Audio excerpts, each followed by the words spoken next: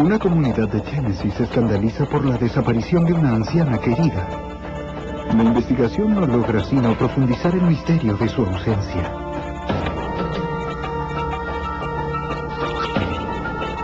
La verdad empieza a surgir lentamente y por donde menos se la espera. Mientras la policía y el FBI intentan ayudar a la comunidad a encontrar a la vecina querida.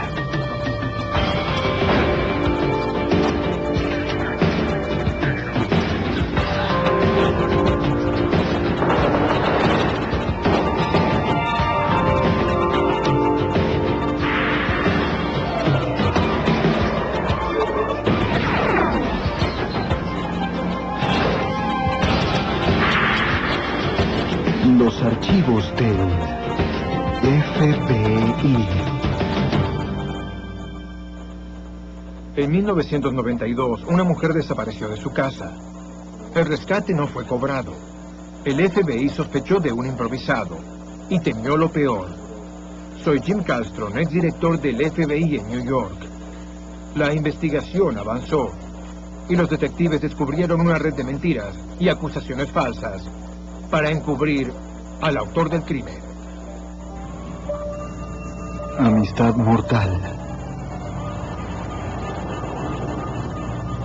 Memphis, Tennessee.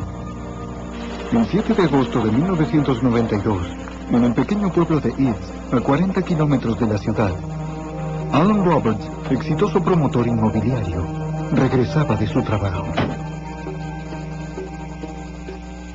Como siempre, el auto de su esposa estaba en la entrada, pero se sorprendió al hallar correspondencia.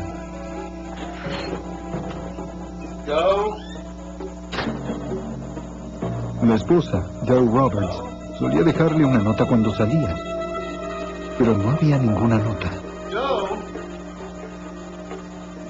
En la cocina, Alan encontró el inhalador para el asma de Joe. Ella siempre lo llevaba consigo cuando salía. Se comunicó con los amigos más cercanos.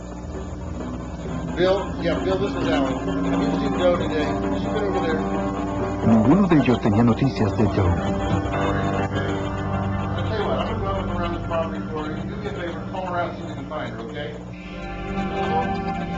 Roberts temió que hubiera sufrido un ataque de asma mientras trabajaba en el jardín.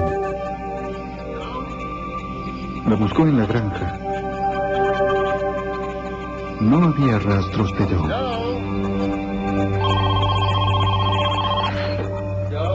A poco de llamar a la policía, sonó el teléfono. Era la voz de un hombre con acento asiático. La persona que llamó pidió un rescate de $100,000 por Joe.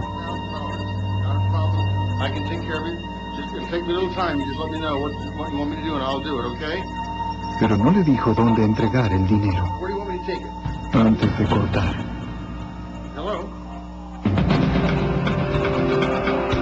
Aún confundido, llamó de inmediato a la policía de Shelby y refirió la desaparición de su esposa y el llamado por el rescate.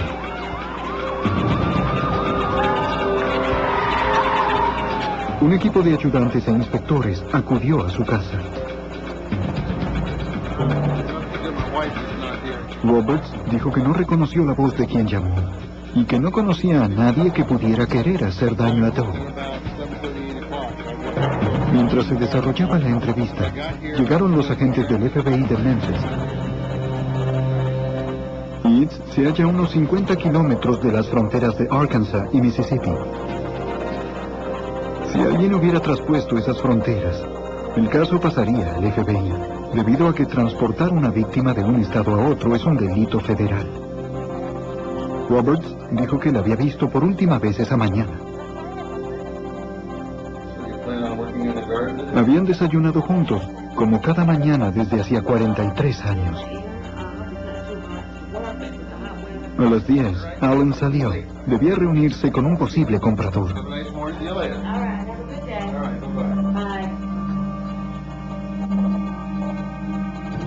Sam Wagner, el comprador, me había llamado el día anterior para acordar una visita a una propiedad a las 10:30 de esa mañana. Roberts dijo que esperó más de una hora y que Sam Wagner no se presentó.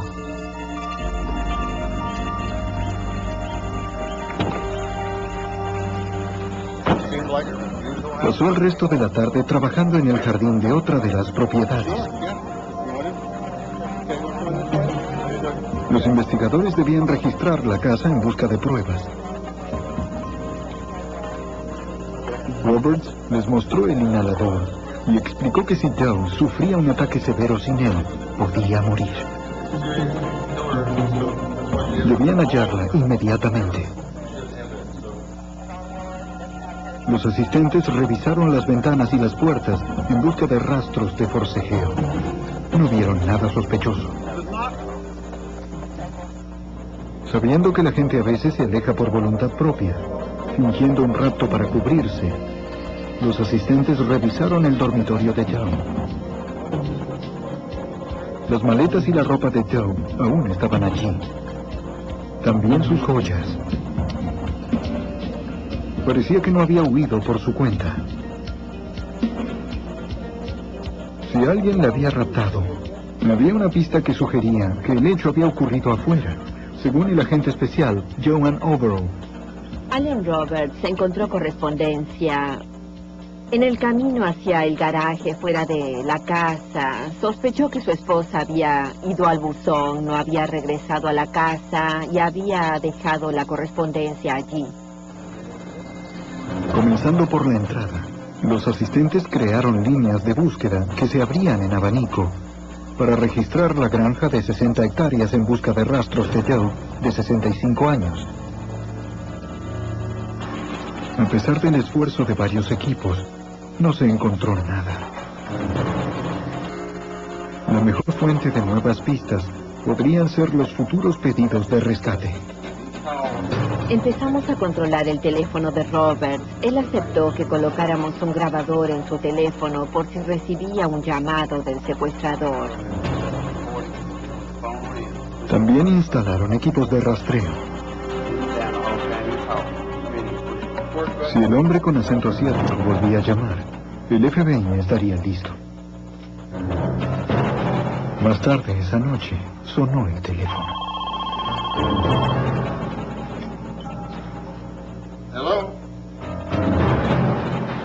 Yes? El llamado provenía de un teléfono público cercano. No, just don't hurt her. I'll do whatever you want. Los asistentes se dirigieron hacia la fuente del llamado. Parecía la voz del que había llamado antes. Dijo que Joe estaba bien y que sabía que la policía estaba escuchando.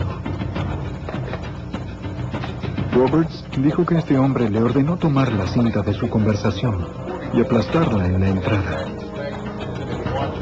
Pronto la cambiaron por una cinta en blanco.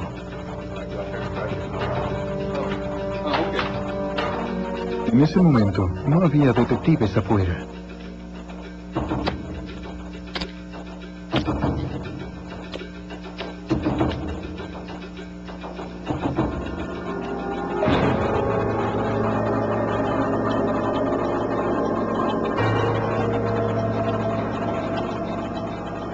Cuando los ayudantes de Shelby llegaron al teléfono público, no vieron a nadie. Quienquiera que hubiera llamado, ya no estaba allí. Al amanecer, los investigadores extendieron la búsqueda.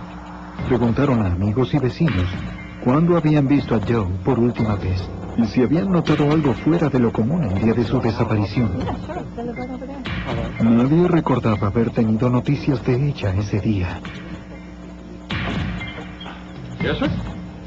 Un vecino dijo a los investigadores que en esa semana en la iglesia había notado malestar entre Joe y Alan,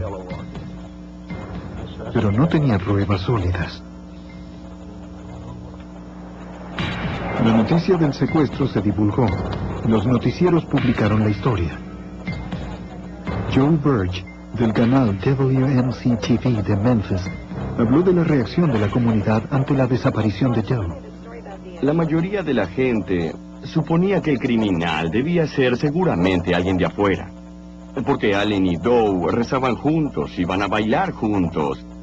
pasaban mucho tiempo juntos, se interesaban por su pequeño pueblo y permanecían alejados del centro de Memphis y todos los peligros de aquí. Por esto, creo que la comunidad de East, y estoy seguro, debe sospechar que algún forastero es el autor del crimen. Pero los investigadores se preguntaban cómo, en un lugar como East, un extraño pudo pasar inadvertido.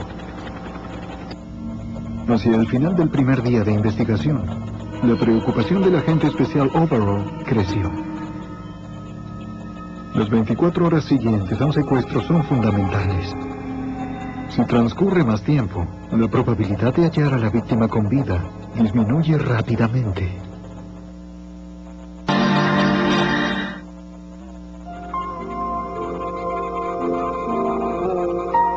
El segundo día, los vecinos se reunieron para mostrar su apoyo y orar por el regreso con vida de Joe.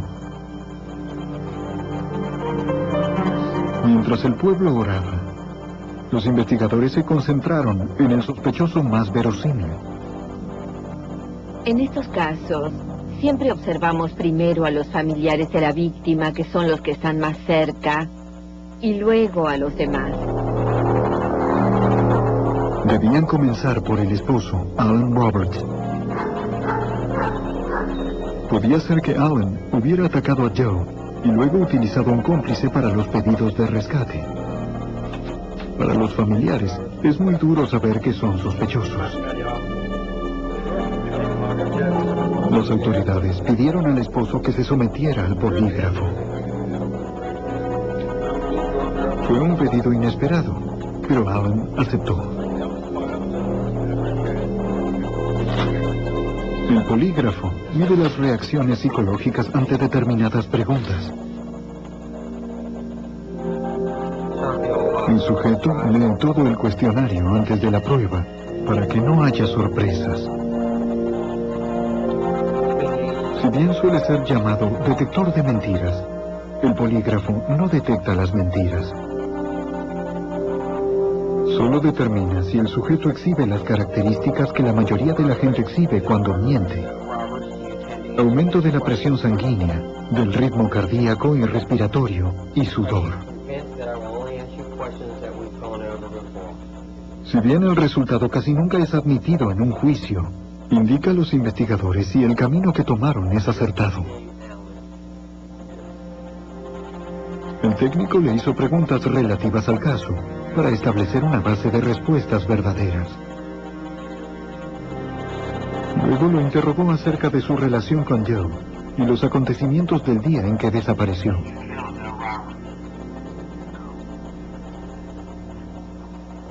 Luego el técnico interpretó el resultado gráfico, que le permitiría determinar si Roberts pudo haber dado respuestas falsas.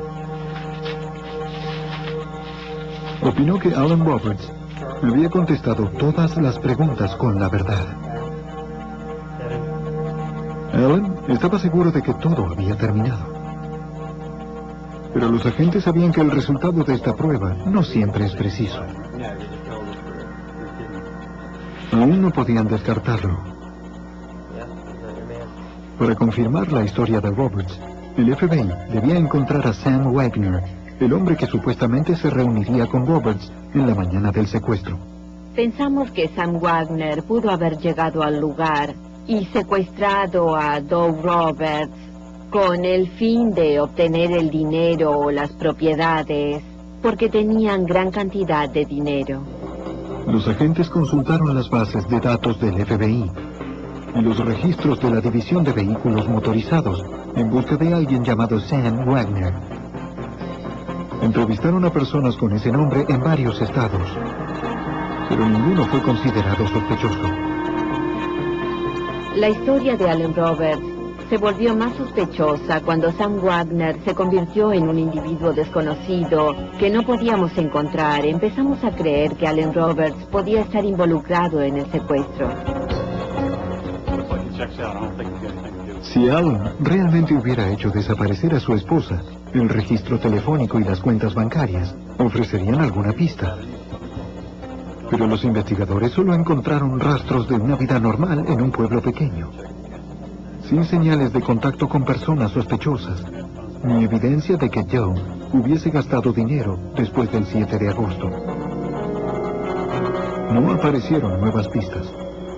Con el tiempo, empezaron a creer que Joe Roberts estaba muerta. Pedí a través de mi supervisor que el departamento de policía de Shelby se sumara a la investigación, que trabajáramos en conjunto. De ser un asesinato, el caso sería tratado por un tribunal del estado. El equipo regresó a la casa de Roberts.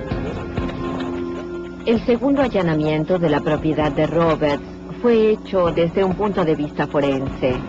Se buscaron manchas de sangre en la casa y en la granja. Una vez más, Roberts prestó ayuda. Estaba dispuesto a todo. Los forenses del FBI y el Departamento de Policía analizaron las instalaciones en busca de pruebas de un asesinato, limpieza o eliminación de un cadáver. Además, recolectaron cabellos y fibras que había en el tapizado del vehículo de Allen para compararlas con evidencias futuras. El trabajo fue meticuloso y duró 2 días enteros. Alan Roberts lamentó que la policía hubiera dedicado tanto tiempo a él como sospechoso. Él estaba agotado y el verdadero secuestrador estaba libre. En 1992, el Departamento de Policía de Shelby y el FBI de Memphis registraron las instalaciones de la granja de Roberts en busca de rastros del presunto asesinato de su esposa. Roberts había aprobado la prueba poligráfica. Ahora se descartaba la existencia de sangre en todas sus instalaciones. Pero no aparecían otros sospechosos. Los investigadores habían obtenido pruebas indirectas que implicaban a Roberts. Si bien varios testigos lo habían visto ese día, su coartada solo abarcaba unas 5 horas. Las autoridades sabían que tuvo suficiente tiempo como para deshacerse de un cadáver. Además, algunos vecinos de Eads, en sus declaraciones, afirmaron que Alan Roberts actuó de modo sospechoso tras la desaparición de Joe, según la agente especial Joanne Overall. Los vecinos consideraron que no estuvo entristecido por la pérdida de su esposa. Reanudó su vida social poco después del secuestro. Él y su esposa concurrían asiduamente a un grupo de danza. Y a las pocas semanas, Allen estuvo en el grupo y bailó con varias compañeras. Los investigadores siguieron observando a Roberts mientras intentaba seguir su vida, con la frustración de no saber dónde estaba su esposa y de ser el único sospechoso de su desaparición. Pero no hallaban pistas de Joe Roberts.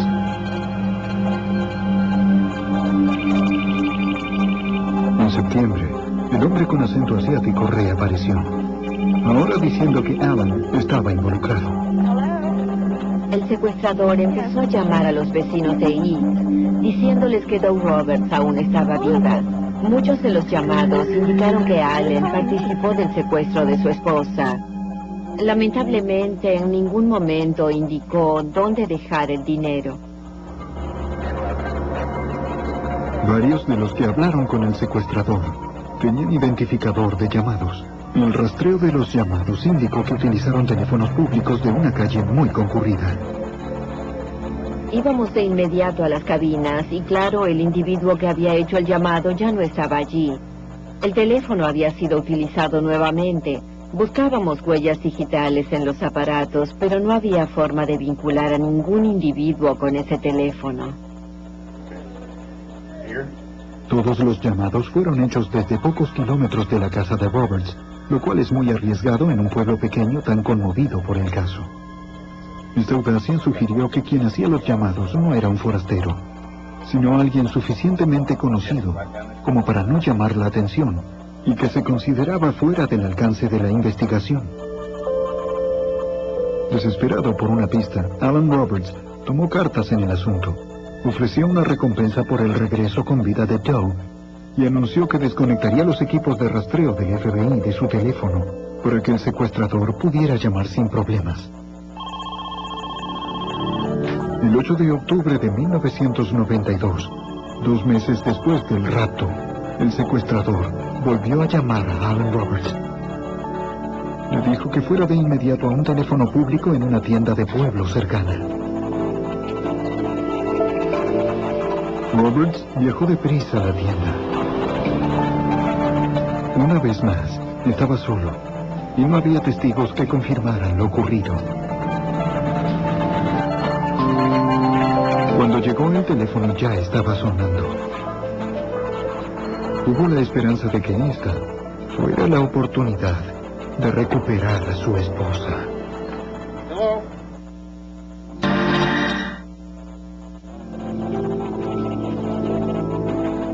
Dos meses después del secuestro de Joe Roberts, de 65 años, el secuestrador ordenó a su esposo, Alan Roberts, que se dirigiera a un teléfono público. El hombre con acento asiático dijo que Joe vivía y todavía estaba con él. Pidió a Roberts el nombre de un intermediario, de alguien confiable, que el secuestrador pudiera contactar.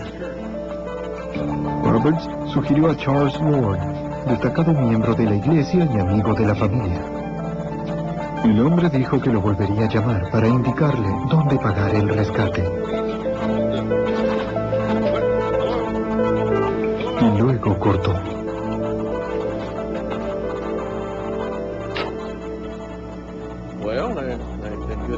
Charles Ward, el hombre elegido por Roberts como intermediario, era funcionario del Estado y tesorero de la iglesia local.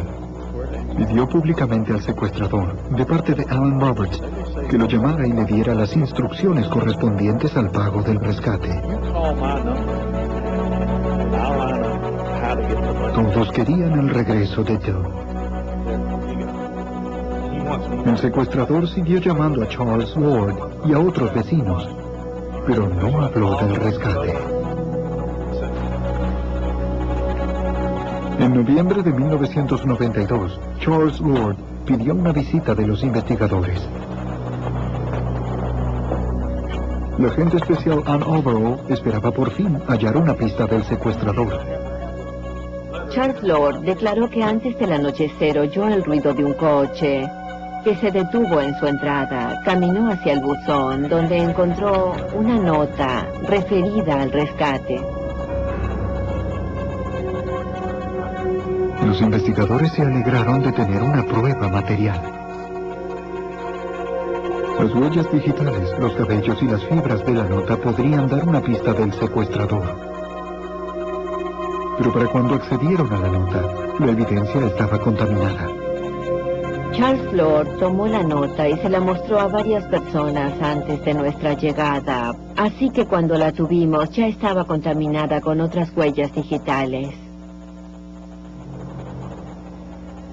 Los peritos estudiaron las huellas y determinaron que pertenecían a Lord y a quienes tuvieron la nota en las manos. No había pistas del secuestrador. Pero por si volvía a contactarse con Lord, los agentes tendieron una trampa. Instalamos una cámara oculta en el buzón, más precisamente en una jaula para pájaros cercana al buzón.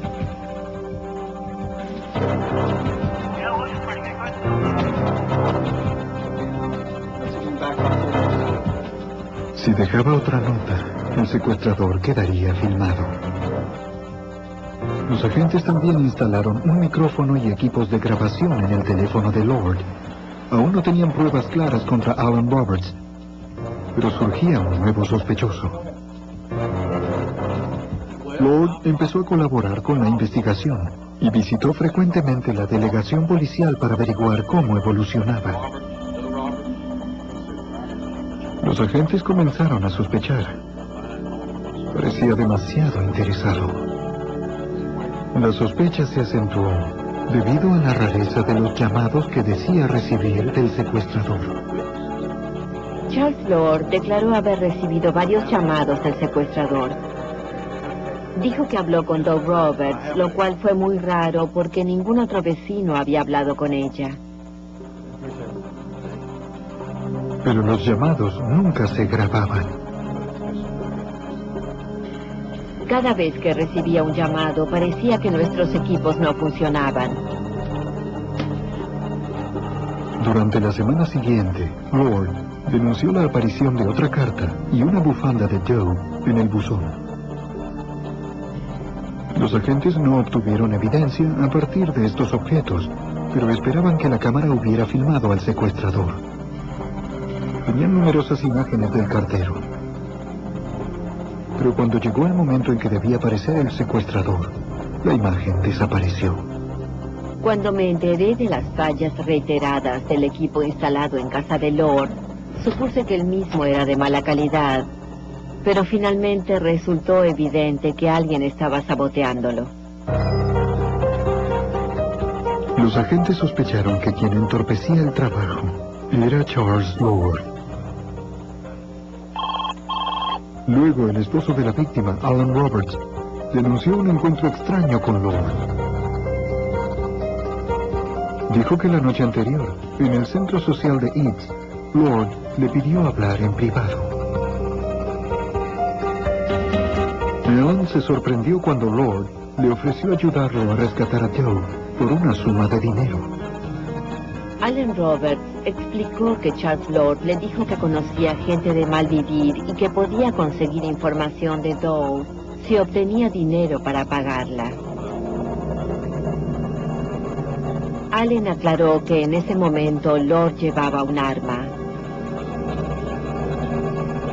Era evidente que Lord estaba de algún modo involucrado, pero los investigadores necesitaban algo más que sospechas.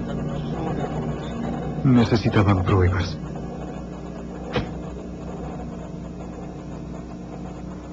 El 4 de marzo de 1993, 7 meses después de la desaparición de Joe, el caso dio un giro inesperado.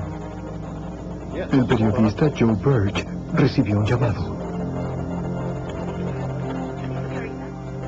Nunca había grabado una conversación telefónica, pero decidí que aquella debía grabarla. Mi instinto decía que debía hacerlo. El llamado desencadenó mi sospecha de que estaba hablando con el individuo que había hecho los llamados anónimos del caso de Doe Roberts. Traté de que el hombre permaneciera en línea todo el tiempo posible. Mientras hablaba con el hombre de acento asiático, Birch intentó sonsacarle detalles de su identidad y el destino de Joe.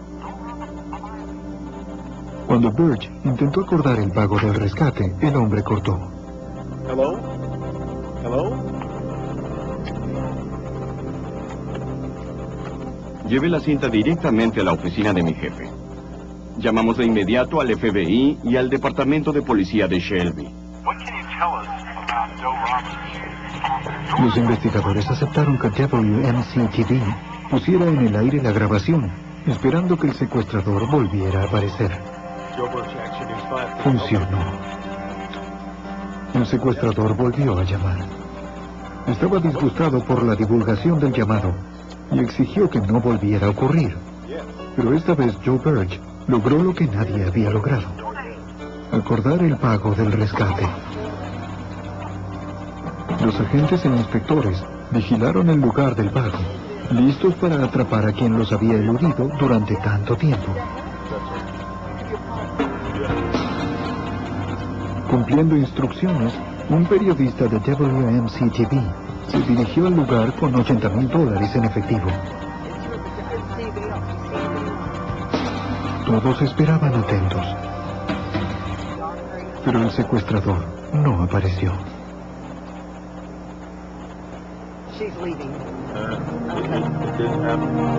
Un nuevo fracaso en la investigación.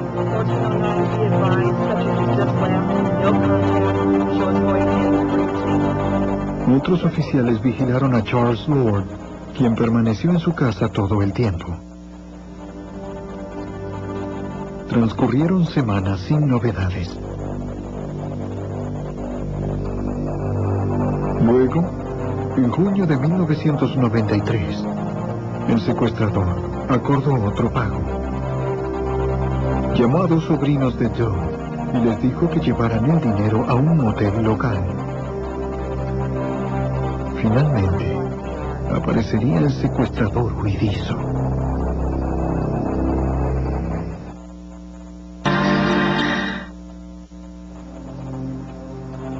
Junio de 1993. Los investigadores asignados al secuestro de Joe Roberts debían mantener vigilado un motel de East, Tennessee. El agente especial Joan Overall participó de la vigilancia. Los sobrinos de Doug Roberts recibieron un llamado del secuestrador e intentaron acordar el pago del rescate. Les ordenaron ir a una habitación del motel, lo cual hicieron, pero también llamaron al FBI. Esperaban recibir un llamado o encontrarse con alguien. Esa noche, los otros vigiladores no pudieron localizar a Charles Lord. Quienes vigilaban el motel vieron a un hombre que se acercaba. Era Lord.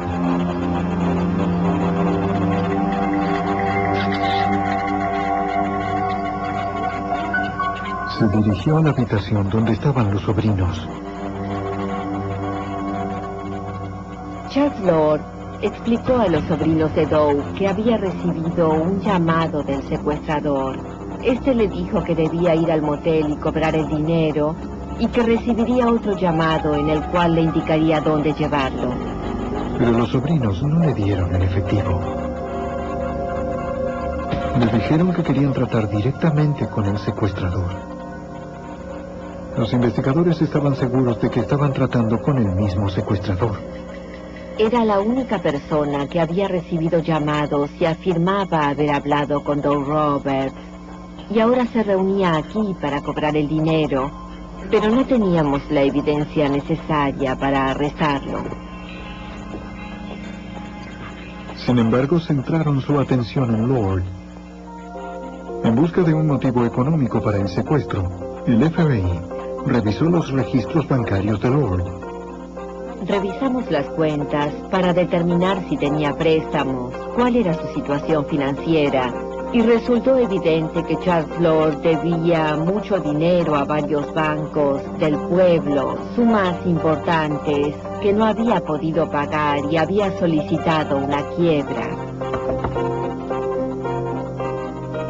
Esta evidencia indirecta permitió a los investigadores obtener una orden de allanamiento para la casa de Lord.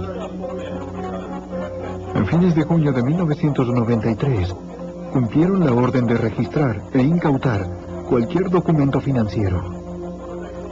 Algunos archivos que confiscaron revelaban el pasado criminal de Lord. Hace 7 años había malversado más de $150,000 al retirarse de la administración pública de Memphis y había malversado unos $70,000 en la iglesia de East, de la cual era miembro. Como tesorero, Lord tenía acceso a las cuentas bancarias y a las donaciones de la parroquia. A pesar del hallazgo, los investigadores aún no tenían pruebas del secuestro. No teníamos elementos para acusarlo del secuestro y el asesinato de Doug Roberts. Debíamos obtener una confesión de Charles Lord porque no teníamos el cadáver. Uno de los agentes del caso era experto en conducta criminal. Analizó las maniobras de Lord y obtuvo un esquema de su conducta con el fin de obtener una confesión. Opinó que Lord era un mentiroso enfermo y manipulador que se creía intocable. El agente intuyó que la única manera de vencerlo era aplastar su ego. Planearon citar a Lord para una entrevista y mostrarle la voluminosa evidencia recolectada en una presunta investigación contra él. Los agentes armaron cajas con pruebas, con el fin de hacer creer a Lord que era investigado. Luego, el 25 de agosto de 1993, los investigadores del FBI de Memphis se reunieron con Lord y su abogado. Durante la entrevista, vi a Lord sentado allí mirando todas esas cajas. Temió haber sido vigilado durante mucho más tiempo del que él mismo suponía, y se puso muy nervioso. La estrategia del FBI parecía funcionar. Finalmente, Lord admitió haber hecho algunos de los pedidos de rescate telefónicos. Explicó que lo hizo para reavivar la investigación por Doe, pero negó toda participación en el secuestro. Al verlo debilitado, los investigadores le ofrecieron un acuerdo. Nuestros agentes y el inspector de Shelby le dijeron que si se sometía a la prueba del polígrafo y la aprobaba, las sospechas en su contra quedarían totalmente descartadas. Pero si fracasaba, Lord y su abogado deberían someterse a un segundo interrogatorio referido al secuestro. Lord aceptó. Finalmente el técnico determinó que el resultado del examen sugería que Lord mentía. Si bien esto no es admitido como una prueba en el juicio, permitió a las autoridades seguir interrogando al sospechoso. En compañía de su abogado, los agentes del FBI y la policía de Shelby presionaron a Lord, haciendo referencia una y otra vez al resultado de la prueba del polígrafo. Al principio siguió negando haber participado, pero horas después, la estrategia de la entrevista lo debilitó. Lord dijo que estaba listo para contarles los hechos. Dijo que necesitaba efectivo para pagar sus deudas y cubrir el dinero que había robado de la iglesia, y decidió secuestrar a Joe y pedir un rescate.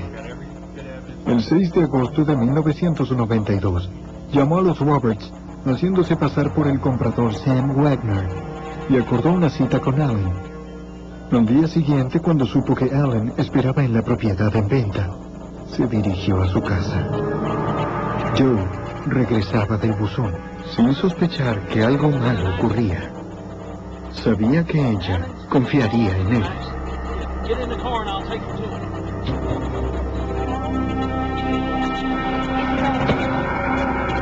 Lord dijo a los investigadores que planeaba liberar a Joe tras cobrar el rescate, pero que ella murió de un ataque al corazón en el auto. Explicó que, presa del pánico, se deshizo del cadáver y la cartera, pero no dijo dónde. Los investigadores supusieron que la intención de liberar a Joe y quizá otros detalles eran mentiras. La agente especial Joan Overall sabía que debían encontrar el cadáver para confirmar el testimonio. Le ofrecieron un trato. Tras haber confesado el secuestro, Charles Lord aceptó decirnos dónde estaba el cadáver de Doe Roberts a cambio de que el condado de Shelby no pidiera la pena de muerte. Lord declaró que la arrojó en el Wolf, un río de corriente lenta que recorre 140 kilómetros y atraviesa el extremo sudoeste del estado. El Wolf desemboca en el Mississippi, en Memphis. Lord dijo que arrojó el cadáver desde un puente, en el condado de Fayette, a 21 kilómetros de la casa de Roberts. Los buzos empezarían la búsqueda del cadáver y la cartera, 50 metros aguas arriba. El lugarteniente John Yancey, del Departamento de Policía de Shelby, dirigió el operativo. En total eran 21 buzos. Bajo el agua la visibilidad era nula. El agua era muy sucia. Los agentes del FBI y la policía de Shelby ayudaron a los buzos con una cuerda extendida de una orilla a la otra. Los buzos atravesaban el río sujetados a ella y rastreaban el fondo. Habitualmente la búsqueda de un cadáver se realiza dando brazadas, pero ahora buscábamos el contenido de una cartera y no sabíamos si lo hacíamos en el lugar correcto. Debíamos avanzar lentamente. En lugar de dar brazadas grandes, debíamos cubrir superficies pequeñas del tamaño de una mano y explorar cada objeto del fondo con la mano. Al llegar a la otra orilla, el equipo desplazaba la cuerda 30 centímetros río abajo y volvía a cruzar. Cada vez que un buzo encontraba algo, daba una señal, y otros se sumergían para extraer el objeto. Hallamos una caja fuerte robada. El dinero estaba fuera de ella. Encontramos monedas y billetes, pero no vimos ningún objeto de la cartera. Si había monedas en el lecho, deberíamos haber encontrado su maquillaje o una billetera o un documento que la identificara. Agobiados por 43 grados de temperatura, siguieron registrando cada centímetro cuadrado. El segundo día estaba en el puente y una mujer anciana se acercó y me dijo: necesito un favor. Quiero que hoy encuentren algo para que podamos enterrar a Doe y terminar con este caso. Al final del tercer día, habían registrado 800 metros de río. Creían que esas aguas lentas no podían haber arrastrado el cadáver más lejos. Fui a ver a mi jefe y le dije: mi experiencia y el trabajo que hicimos indican que no está allí, pero si quiere seguiremos buscando hasta el Mississippi. Como usted quiera, pero le aseguro que aquí no está. Los investigadores se convencieron de que Lord les había mentido innecesariamente y había puesto en peligro al equipo de buceo. El agente especial Overall enfrentó a Lord. Llevamos a Lord al lugar y le explicamos que estos buzos ponían su vida en peligro, que debíamos hallar el cuerpo, que parecía no estar allí. El sospechoso se había quedado sin mentiras. Estaba listo para decir a los investigadores qué sucedió realmente con Doe Roberts. Después de la búsqueda de 3 días en el río Wolf de Tennessee, el lugarteniente John Giancy, director del operativo, sospechaba que los restos de Doe Roberts no estaban en el río. Registramos todos los rincones. Con nuestra vasta experiencia, ya tendríamos que haber encontrado algo, algunos huesos, maquillaje. Dije, según mi experiencia no está allí, solo están los buzos, ella no. Los investigadores enfrentaron a Charles Lord. Al ver que no se rendirían hasta encontrar la verdad, Lord admitió que Doe no había muerto de un ataque al corazón en el auto. Dijo que la llevó a su casa y la ató en una habitación arriba del garaje. Ya nunca más podría dejarla ir. Intentó matarla con pastillas para dormir. Al ver que no funcionaron, la asfixió con una almohada. Lord dijo que la enterró en el lugar donde juntaba desechos. Cubrió el cadáver con una capa de cal y otra de concreto, con el fin de acelerar la descomposición.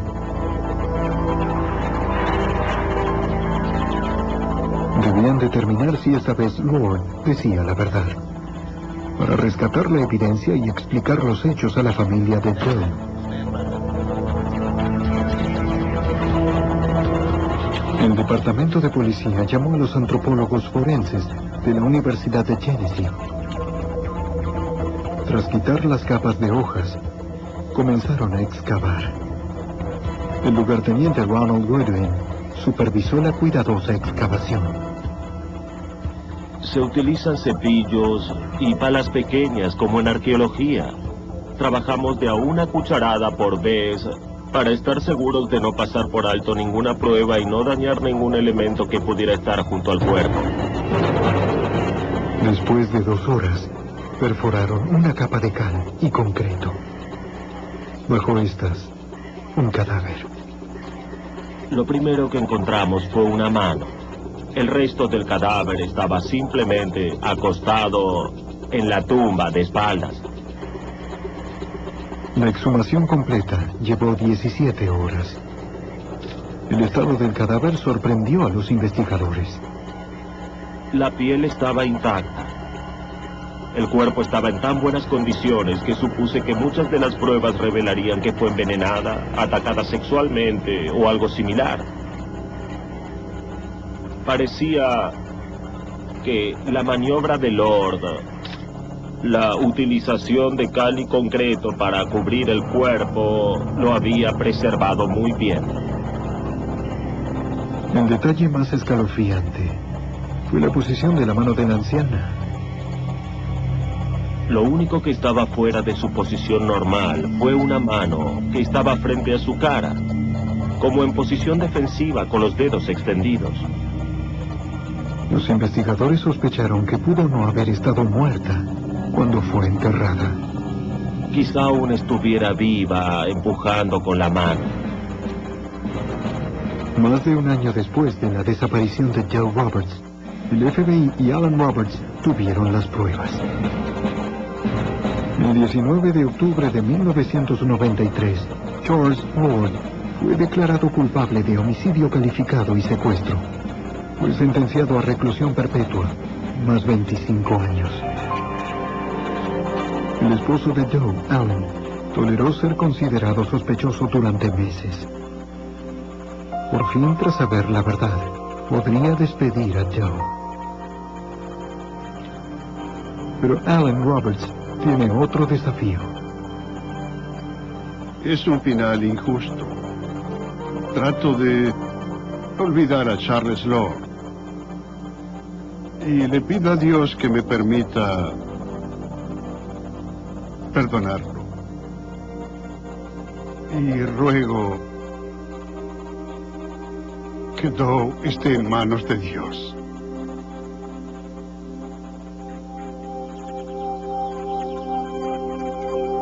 Alan y Joe Roberts disfrutaron de 43 años de matrimonio hasta que fueron destrozados.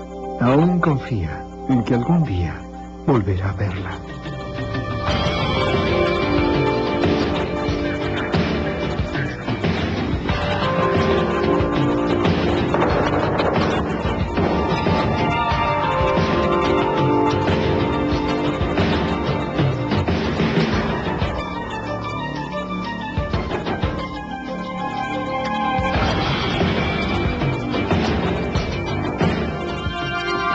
Archivos del FBI es presentado por... 2 meses después del secuestro de Joe Roberts, de 65 años. El secuestrador ordenó a su esposo, Alan Roberts, que se dirigiera a un teléfono público. El hombre con acento asiático dijo que Joe vivía y todavía estaba con él. Pidió a Roberts el nombre de un intermediario, de alguien confiable, que el secuestrador pudiera contactar. Roberts sugirió a Charles Ward, destacado miembro de la iglesia y amigo de la familia. El hombre dijo que lo volvería a llamar para indicarle dónde pagar el rescate. Y luego cortó.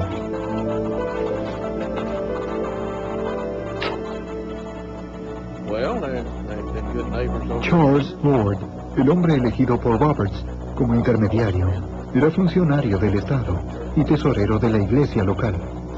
Pidió públicamente al secuestrador, de parte de Alan Roberts, que lo llamara y le diera las instrucciones correspondientes al pago del rescate. Todos querían el regreso de Joe. El secuestrador siguió llamando a Charles Ward y a otros vecinos, pero no habló del rescate. En noviembre de 1992, Charles Ward pidió una visita de los investigadores. La agente especial Ann Overall esperaba por fin hallar una pista del secuestrador. Charles Lord declaró que antes del anochecer oyó el ruido de un coche, que se detuvo en su entrada, caminó hacia el buzón, donde encontró una nota referida al rescate. Los investigadores se alegraron de tener una prueba material. Las huellas digitales, los cabellos y las fibras de la nota podrían dar una pista del secuestrador. Pero para cuando accedieron a la nota, la evidencia estaba contaminada. Charles Lord tomó la nota y se la mostró a varias personas antes de nuestra llegada, así que cuando la tuvimos ya estaba contaminada con otras huellas digitales. Los peritos estudiaron las huellas y determinaron que pertenecían a Lord y a quienes tuvieron la nota en las manos. No había pistas del secuestrador. Pero por si volvía a contactarse con Lord, los agentes tendieron una trampa. Instalamos una cámara oculta en el buzón. Más preciso. Lord empezó a colaborar con la investigación y visitó frecuentemente la delegación policial para averiguar cómo evolucionaba. Los agentes comenzaron a sospechar. Parecía demasiado interesado. La sospecha se acentuó debido a la rareza de los llamados que decía recibir del secuestrador. Charles Lord declaró haber recibido varios llamados del secuestrador. Dijo que habló con Doug Roberts, lo cual fue muy raro porque ningún otro vecino había hablado con ella. Pero los llamados nunca se grababan. Cada vez que recibía un llamado, parecía que nuestros equipos no funcionaban. Durante la semana siguiente, Lord denunció la aparición de otra carta y una bufanda de Joe en el buzón. Los agentes no obtuvieron evidencia a partir de estos objetos, pero esperaban que la cámara hubiera filmado al secuestrador. Tenían numerosas imágenes del cartero. Pero cuando llegó el momento en que debía aparecer el secuestrador, la imagen desapareció. Cuando me enteré de las fallas reiteradas del equipo instalado en casa de Lord, supuse que el mismo era de mala calidad, pero finalmente resultó evidente que alguien estaba saboteándolo. Los agentes sospecharon que quien entorpecía el trabajo era Charles Lord. Luego, el esposo de la víctima, Alan Roberts, denunció un encuentro extraño con Lord. Dijo que la noche anterior, en el centro social de Eads, Lord le pidió hablar en privado. Alan se sorprendió cuando Lord le ofreció ayudarlo a rescatar a Joe por una suma de dinero. Alan Roberts explicó que Charles Lord le dijo que conocía gente de mal vivir y que podía conseguir información de Doe si obtenía dinero para pagarla. Allen aclaró que en ese momento Lord llevaba un arma. Era evidente que Lord estaba de algún modo involucrado, pero los investigadores necesitaban algo más que sospechas. Necesitaban pruebas.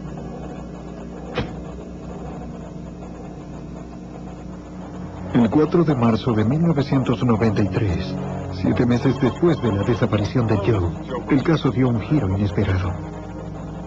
El periodista Joe Birch recibió un llamado. Y que Sam Wagner no se presentó.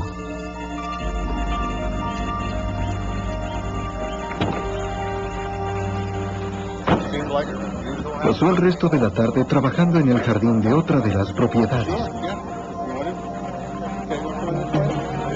Los investigadores debían registrar la casa en busca de pruebas. Roberts les mostró el inhalador y explicó que si Joe sufría un ataque severo sin él, podía morir. Debían hallarla inmediatamente.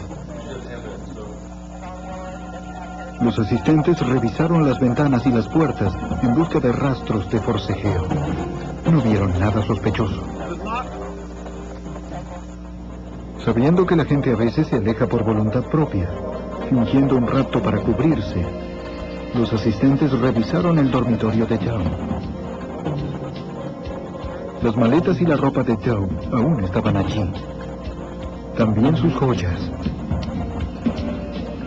Parecía que no había huido por su cuenta. Si alguien le había raptado, había una pista que sugería que el hecho había ocurrido afuera, según el agente especial Joan Overall. Alan Roberts encontró correspondencia en el camino hacia el garaje fuera de la casa. Sospechó que su esposa había ido al buzón, no había regresado a la casa y había dejado la correspondencia allí. Comenzando por la entrada, los asistentes crearon líneas de búsqueda que se abrían en abanico para registrar la granja de 60 hectáreas en busca de rastros de Joe, de 65 años. A pesar del esfuerzo de varios equipos, no se encontró nada. La mejor fuente de nuevas pistas podrían ser los futuros pedidos de rescate. Empezamos a controlar el teléfono de Roberts. Él aceptó que colocáramos un grabador en su teléfono por si recibía un llamado del secuestrador. También instalaron equipos de rastreo. Si el hombre con acento asiático volvía a llamar, el FBI estaría listo. Más tarde esa noche, sonó el teléfono. Hello? Yes? El llamado provenía de un teléfono público cercano. No, just don't hurt her. I'll do whatever you want. Los asistentes se dirigieron hacia la fuente del llamado. Parecía la voz del que había llamado antes. Dijo que Joe estaba bien y que sabía que la policía y quizá otros detalles eran mentiras. La agente especial Joan Overall sabía que debían encontrar el cadáver para confirmar el testimonio. Le ofrecieron un trato. Tras haber confesado el secuestro, Charles Lord aceptó decirnos dónde estaba el cadáver de Doe Roberts a cambio de que el condado de Shelby no pidiera la pena de muerte. Lord declaró que la arrojó en el Wolf, un río de corriente lenta que recorre 140 kilómetros y atraviesa el extremo sudoeste del estado. El Wolf desemboca en el Mississippi, en Memphis. Lord dijo que arrojó el cadáver desde un puente, en el condado de Fayette, a 21 kilómetros de la casa de Roberts. Los buzos empezarían la búsqueda del cadáver y la cartera, 50 metros aguas arriba. El lugarteniente John Yancey, del Departamento de Policía de Shelby, dirigió el operativo. En total eran 21 buzos. Bajo el agua la visibilidad era nula. El agua era muy sucia. Los agentes del FBI y la policía de Shelby ayudaron a los buzos con una cuerda extendida de una orilla a la otra. Los buzos atravesaban el río sujetados a ella y rastreaban el fondo. Habitualmente la búsqueda de un cadáver se realiza dando brazadas, pero ahora buscábamos el contenido de una cartera y no sabíamos si lo hacíamos en el lugar correcto. Debíamos avanzar lentamente.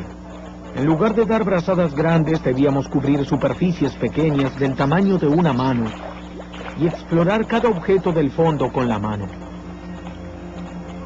Al llegar a la otra orilla, el equipo desplazaba la cuerda 30 centímetros río abajo y volvía a cruzar.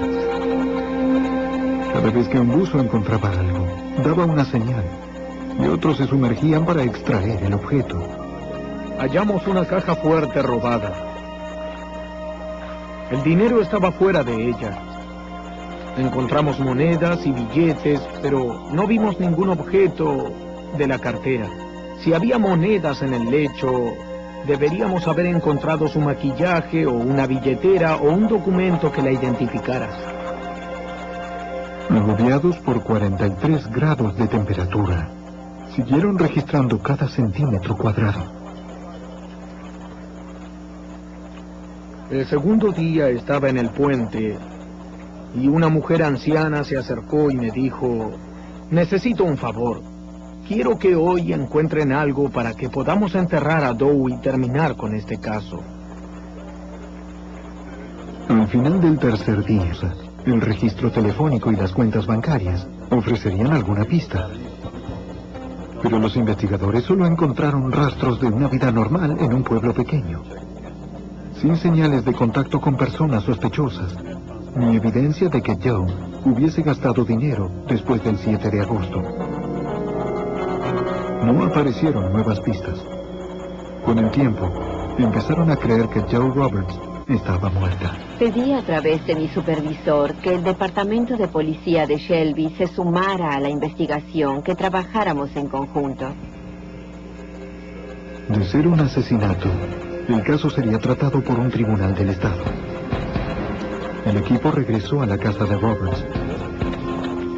El segundo allanamiento de la propiedad de Roberts fue hecho desde un punto de vista forense. Se buscaron manchas de sangre en la casa y en la granja. Una vez más, Roberts prestó ayuda. Estaba dispuesto a todo. Los forenses del FBI y el Departamento de Policía analizaron las instalaciones en busca de pruebas de un asesinato, limpieza o eliminación de un cadáver. Además, recolectaron cabellos y fibras que había en el tapizado del vehículo de Allen para compararlas con evidencias futuras. El trabajo fue meticuloso y duró 2 días enteros. Alan Roberts lamentó que la policía hubiera dedicado tanto tiempo a él como sospechoso. Él estaba agotado y el verdadero secuestrador estaba libre.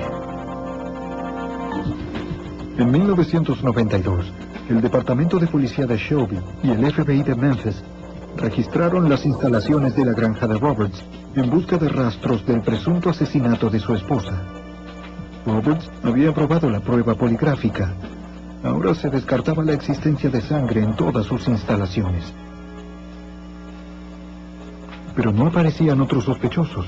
Los investigadores habían obtenido pruebas indirectas que implicaban a Roberts. Si bien varios testigos lo habían visto ese día, su coartada solo abarcaba unas 5 horas. Las autoridades sabían que tuvo suficiente tiempo como para deshacerse de un cadáver. Además, algunos vecinos de Eads, en sus declaraciones, afirmaron que Alan Roberts actuó de modo sospechoso tras la desaparición de Joe, según la agente especial Joanne Overall. Los vecinos consideraron que no estuvo entristecido por la pérdida de su esposa. Reanudó su vida social. Que el secuestrador pudiera contactar. Roberts sugirió a Charles Ward, destacado miembro de la iglesia y amigo de la familia. El hombre dijo que lo volvería a llamar para indicarle dónde pagar el rescate. Y luego cortó.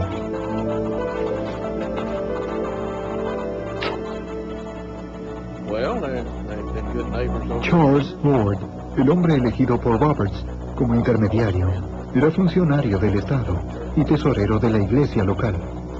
Pidió públicamente al secuestrador, de parte de Alan Roberts, que lo llamara y le diera las instrucciones correspondientes al pago del rescate.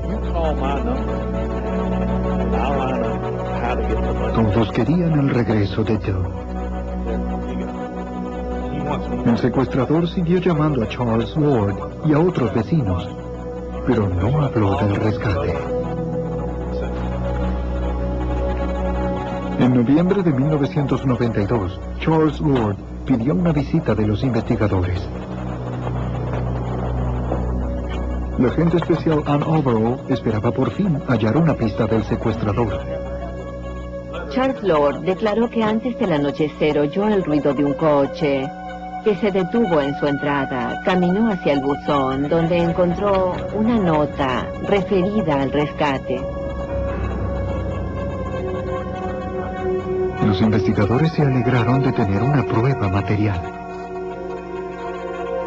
Las huellas digitales, los cabellos y las fibras de la nota podrían dar una pista del secuestrador.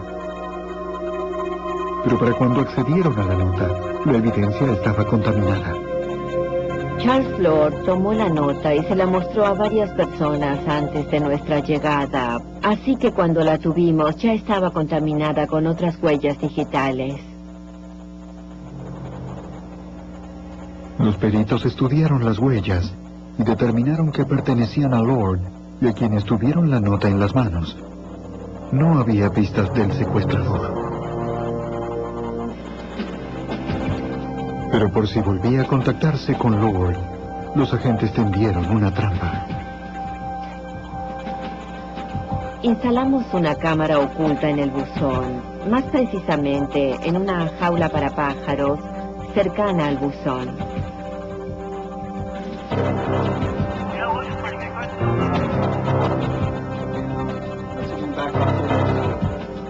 Si dejaba otra nota, el secuestrador quedaría filmado.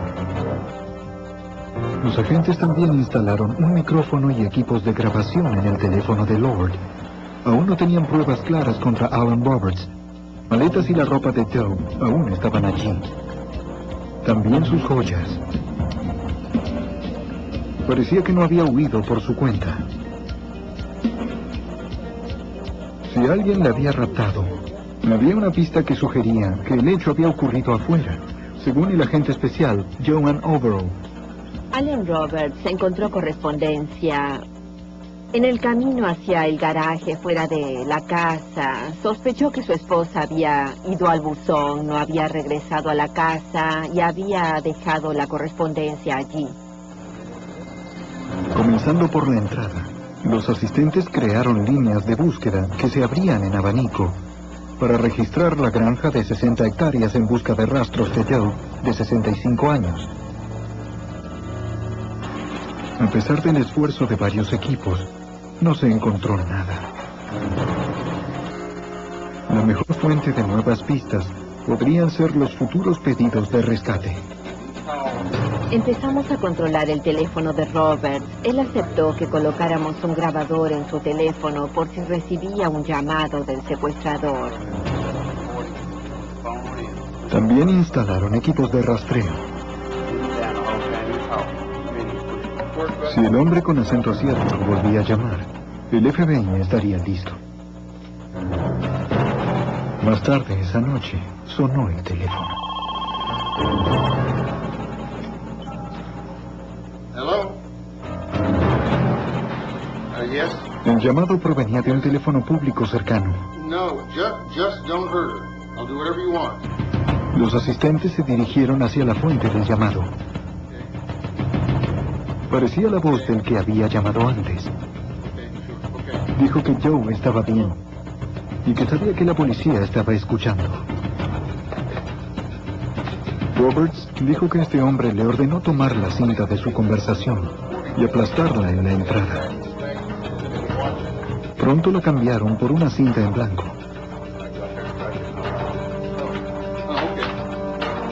En ese momento no había detectives afuera.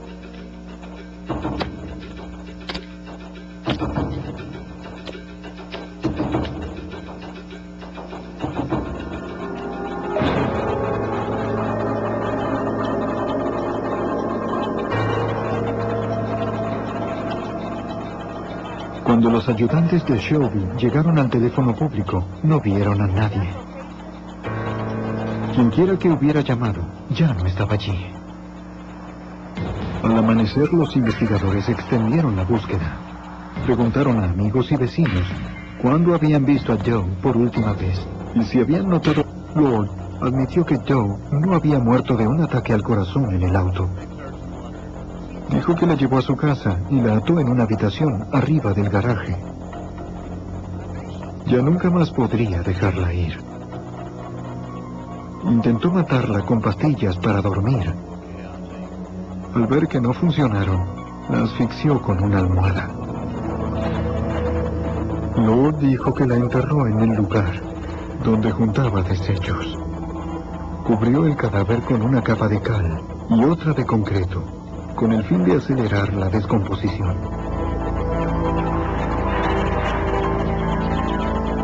Debían determinar si esta vez Lord decía la verdad, para rescatar la evidencia y explicar los hechos a la familia de Joe.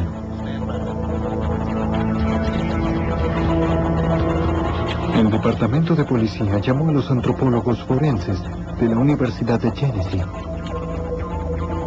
Tras quitar las capas de hojas, comenzaron a excavar. El lugarteniente Ronald Goodwin supervisó la cuidadosa excavación. Se utilizan cepillos y palas pequeñas como en arqueología.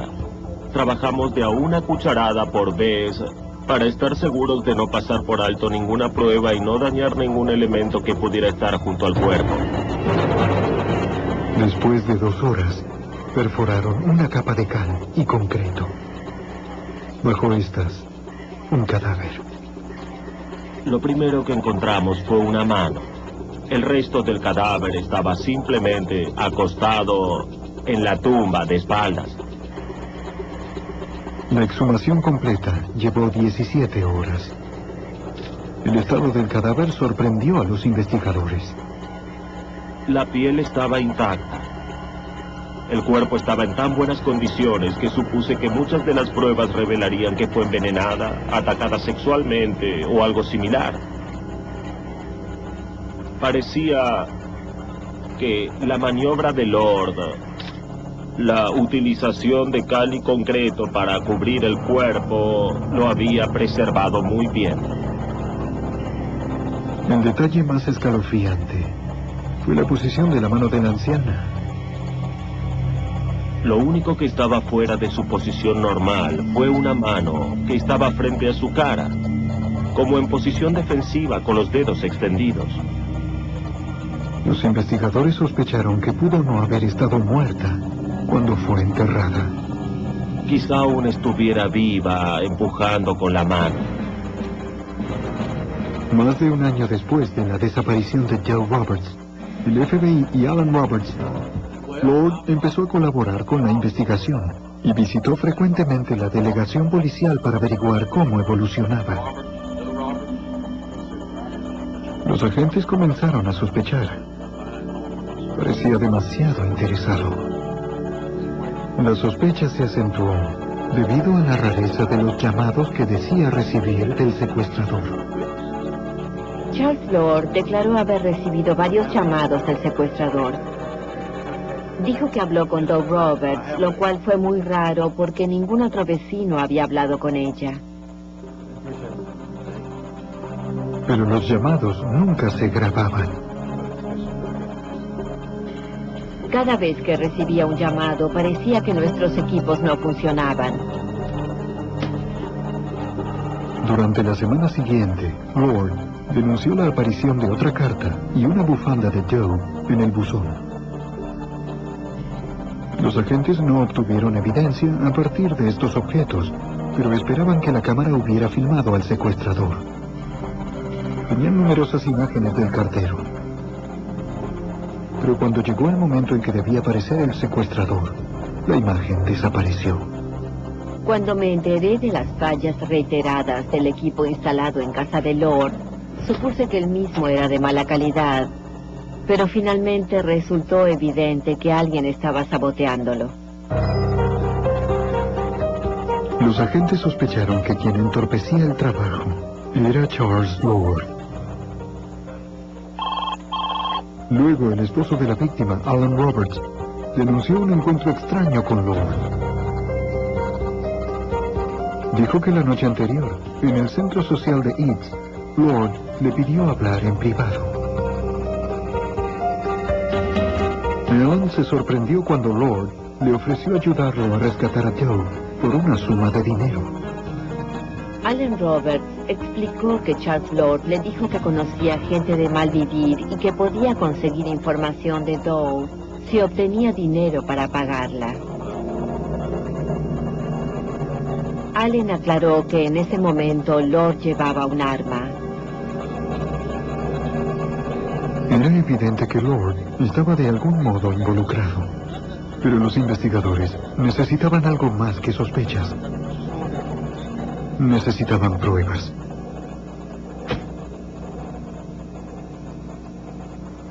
El 4 de marzo de 1993, 7 meses después de la desaparición de Joe, el caso dio un giro inesperado.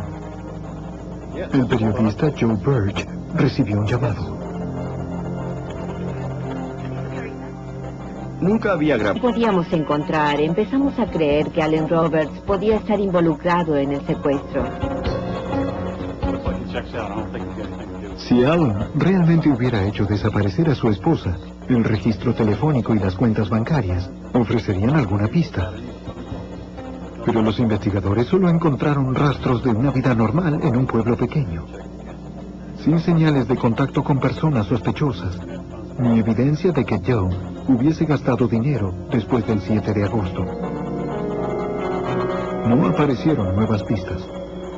Con el tiempo, empezaron a creer que Joe Roberts estaba muerta. Pedí a través de mi supervisor que el departamento de policía de Shelby se sumara a la investigación, que trabajáramos en conjunto. De ser un asesinato, el caso sería tratado por un tribunal del estado. El equipo regresó a la casa de Roberts.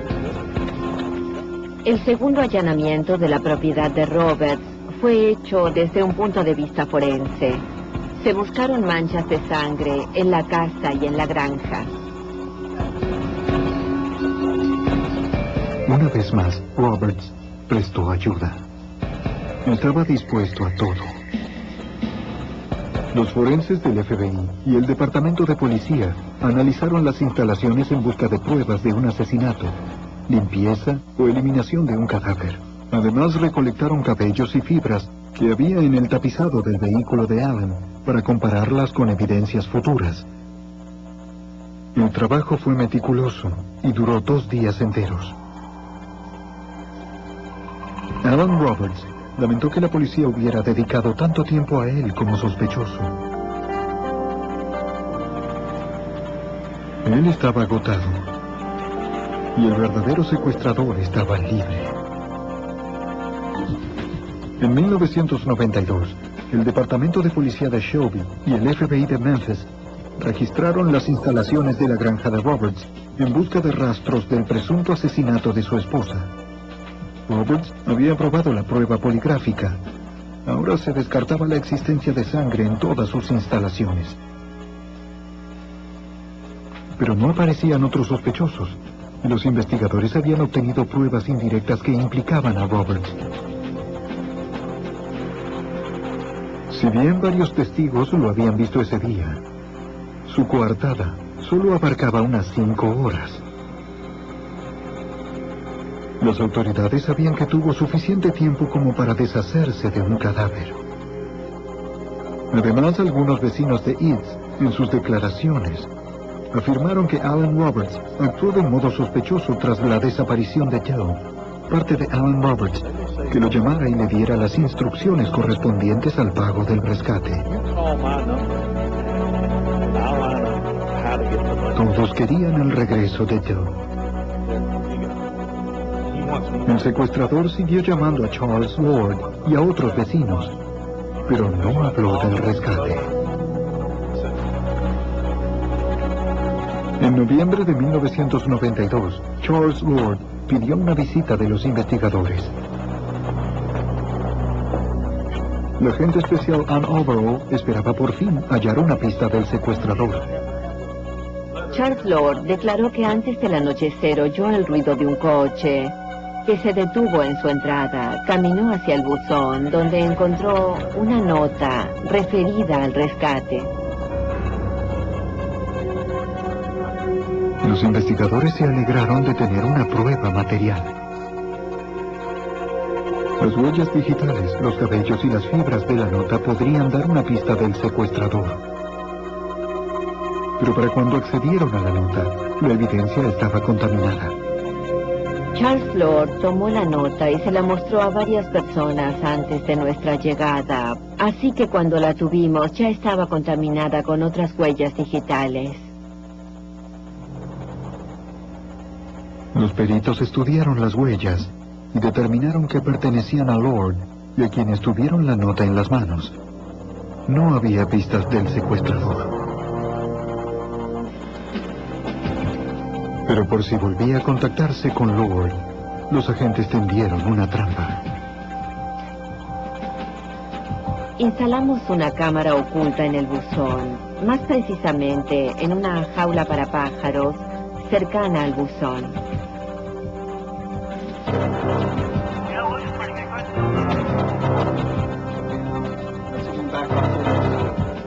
Si dejaba otra nota, el secuestrador quedaría filmado. Los agentes también instalaron un micrófono y equipos de grabación en el teléfono de Lord. Aún no tenían pruebas claras contra Alan Roberts, pero surgía un nuevo sospechoso. Lord empezó a colaborar con la investigación y visitó frecuentemente la delegación policial para averiguar cómo evolucionaba. Los agentes comenzaron a sospechar. Parecía demasiado interesado. La sospecha se acentuó debido a la rareza de los llamados que decía recibir del secuestrador. Charles Lord declaró haber recibido varios llamados del secuestrador. Dijo que habló con Doug Roberts, lo cual fue muy raro porque ningún otro vecino